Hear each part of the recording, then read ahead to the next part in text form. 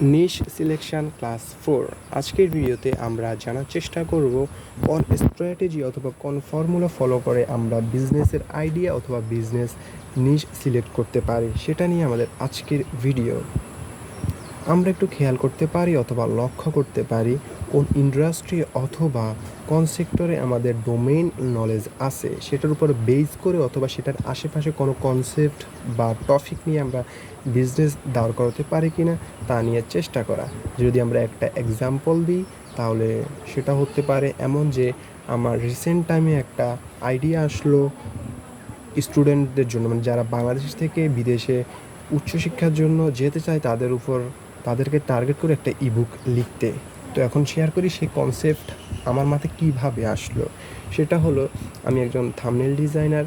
আমি অনেক বাংলাদেশি ইন্টারন্যাশনাল স্টুডেন্টদের জন্য থাম্বনেল ডিজাইন করি। এছাড়াও একসময় আমার বিদেশে উচ্চশিক্ষার জন্য যাওয়ার প্ল্যান ছিল। সেই সুবাদে আমি ইউটিউবে বেশ কয়েকটা ভিডিও দেখি।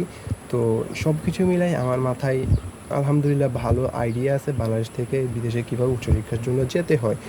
তো এভাবে বা কী কী প্রবলেম ফেস করতে বা কী কী চ্যালেঞ্জিং আছে সেগুলো নিয়ে আমার মোটামুটি ধরনের একটা আইডিয়া আছে। তো সেই আইডিয়ার উপর নির্ভর করে আমি একটা ইবুক লিখতে চাচ্ছি। এছাড়াও মনে করেন আমার ভালো লিড আছে যে আমি আমার এই বুকটা অনেক কন্টেন্ট ক্রিয়েটর পরিচিত আছে যাদের থাম্বনেল ডিজাইন করে তাদের মাধ্যমে আমি প্রমোশনও করতে পারি। তো এটা গেলে একটা মেথড। আরেকটা মেথড এমন হতে পারে, আমি রিয়েল লাইফে কোনো প্রবলেম ফেস করে সেটার উপর বেস করেও আমরা একটা বিজনেস দাঁড় করে ফেলতে পারি, যেমন শপিফাই। Thank you.